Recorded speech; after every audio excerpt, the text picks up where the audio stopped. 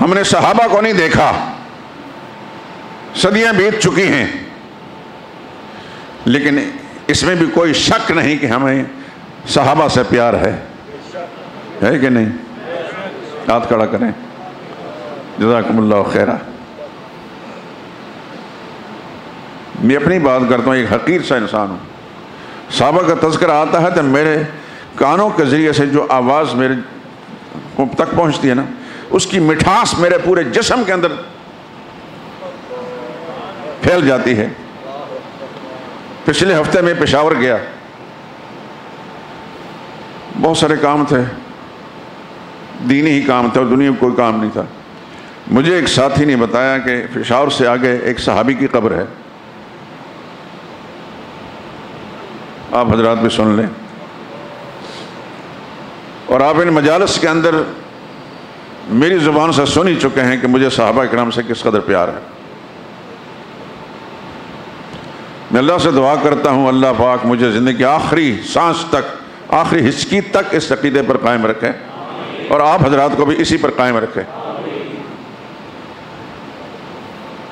میں جب پشاور پہنچا موٹر وے کے ذریعے سے رشکئی انٹرچینج پر، تو ہمارے ایک ساتھی جو یہاں کاروبار کرتے ہیں، پٹھان ہیں، آج یہاں ہیں نہیں اس واسطے، ہال روڈ پر ان کاروبار ہے، وہاں کوئی فیکٹری بنا رہے ہیں، انہی کے ذریعے مجھے پتہ چلا تھا۔ تو میں نے پشاور جانا ہی تھا، تو میں نے کہا کہ اس سفر کے اندر زندگی نے وفا کی تو وہاں جائیں گے۔ پشاور سے کوئی 35 کلومیٹر آگے ایک دیہات ہے، چغر مٹی اس جگہ کا نام ہے، اسی وقت سیدھے گیا ہے، باوجود ہے کہ میری طبیعت ٹھیک نہیں تھی، میرے گھٹنوں میں اور ٹانگوں میں اس سے تکلیف ہے کہ مجھ سے زیادہ چلا بھی نہیں جاتا۔ خیر وہاں پہنچے، مغرب کے تھوڑے سے فاصلے پہلے پر ایک اونچی سی جگہ تھی، کوئی پہاڑی کا کوئی حصہ تھا، تو اس کے ساتھ نیچے اترے، کچھ چند دکانیں بھی دائیں بائیں نظر آئی۔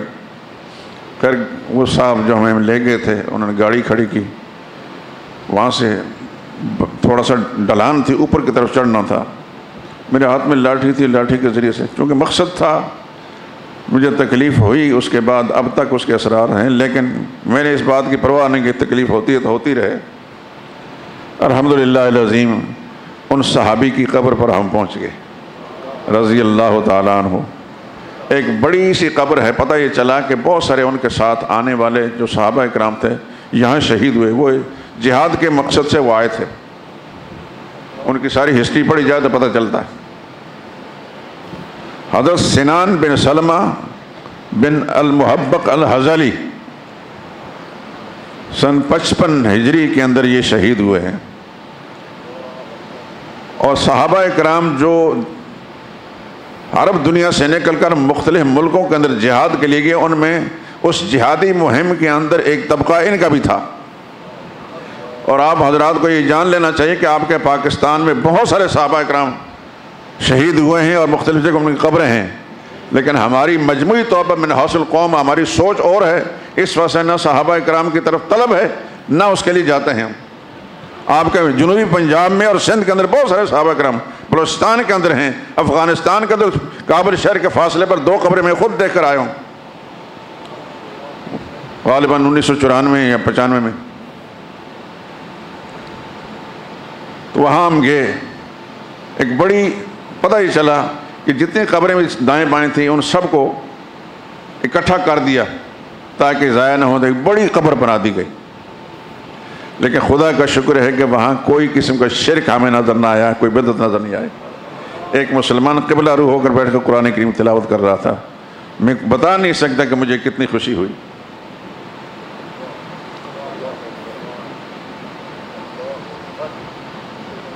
کہاں تھے وہ، کہاں سے نکلے؟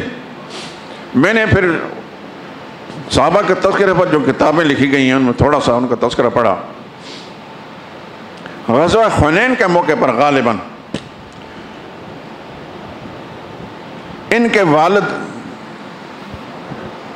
حضرت سلمہ جہاد میں مصروف تھے، تو ان کو پتہ چلا کہ ان کے ہاں بیٹا پیدا ہوا ہے، خوشی کی خبر سنائی گئی۔ تو انہوں نے کہا مجھے اللہ کی راہ میں جہاد کرنا زیادہ پیارا لگتا ہے، اتنی خوشی مجھے اس جہاد کے عمل میں ہے، اتنی خوشی بیٹا پیدا ہونے کی نہیں ہے۔ تو رسول اللہ صلی اللہ علیہ وسلم نے پھر ان کا نام حضور نے تجویز کیا، سنان۔ سنان کا معنی تیر، نیزہ۔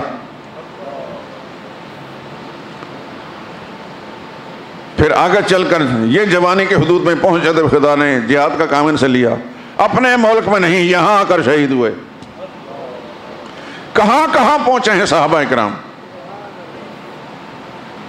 ہزاروں صحابہ اکرام، لیکن آپ کو حجاز مقدس کے اندر متعین طور پر ان سب کی قبریں نہیں ملیں گی۔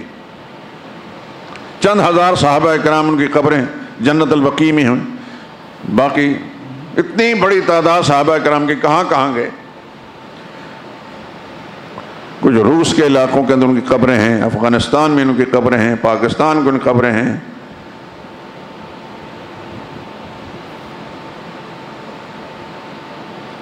یہ کیا لوگ تھے، انہیں اپنے بچے اچھا نہیں لگتے تھے، اپنا آرام ان کو اچھا نہیں لگتا تھا۔ کون دنیا کے انسان ہے جسے سکون کی طلب اور تلاش نہیں ہوتی، لیکن ان کا ایسا ایمان بنا پیغمبر کے ساتھ مل کر، اللہ اکبر، کہ گھر میں بیٹا پیدا ہوتا ہے کہتا ہے مجھے اس کی خوشی نہیں، مجھے اللہ کے راہ میں جہاد کی خوشی ہے۔ رضی اللہ تعالی عنہم اجمعین۔ خدا مجھے بھی اور آپ کو بھی ان کی سچی محبت ایسی نصیب فرمائے کہ ہمیں ایک پل بھی ہمارے دل و دماغ ان کے تصور سے، ان کے احساس سے، ان کے عقیدت سے خالی نہ ہو۔